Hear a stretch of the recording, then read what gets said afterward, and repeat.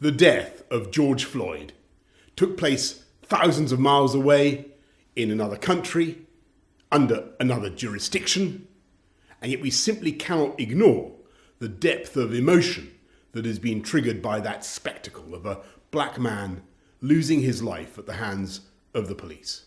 In this country and around the world, his dying words, "I can't breathe," have awakened an anger and a widespread and incontrovertible, undeniable feeling of injustice. A feeling that people from black and minority ethnic groups do face discrimination in education, in employment, in the application of the criminal law. And we who lead and who govern simply can't ignore those feelings because in too many cases, I'm afraid, they will be founded on a cold reality. Yes, I'm proud to lead the most ethnically diverse government in the history of this country with 2 of the 4 great offices of state held by a man and a woman of Indian origin. And yes, I'm proud of the work I began to lead more than 10 years ago to recruit and promote more young black people in the police and other walks of life. This country has made huge strides. I remember the 1970s and the horror of the National Front. I truly believe that we are a much, much less racist society than we were. In many ways, we're far happier and better. But we must also frankly acknowledge that there is so much more to do in eradicating prejudice and creating opportunity. And the government I lead is committed to that effort. And so I say, yes, you're right. We're all right to say Black Lives Matter.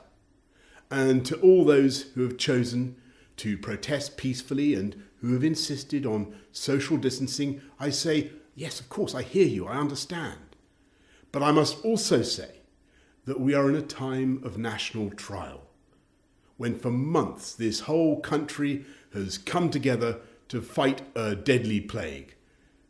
After such sacrifice, we can't now let it get out of control. It's black and minority ethnic communities who've been at the forefront of the struggle against coronavirus, whether in healthcare or transport, social care, or any of the other essential services that have kept our country going. And it's BAME communities, tragically, that have paid a disproportionate price. So no, I will not support those who flout the rules on social distancing for the obvious reason that we risk a new infection at a critical time just as we've made huge progress. And no, I will not support or indulge those who break the law or attack the police or desecrate public monuments. We have a democracy in this country. If you want to change the urban landscape, you can stand for election or vote for someone who will. And so I must say clearly that those who attack public property or the police, who injure the police officers who are trying to keep us all safe, those people will face the full force of the law. Not just because of the hurt and damage they're causing, but because of the damage they're doing to the cause they claim to represent. They're hijacking a peaceful protest and undermining it in the eyes of many who might otherwise be sympathetic. And as a society, we can and must do better. This month, on the 22nd of June, we celebrate the arrival of the Empire Windrush in 1948. And we remember the contribution of the Afro-Caribbean workers in the NHS and across all public services who helped to rebuild this country after the war. And today, once again, we face a great task to relaunch this country after coronavirus.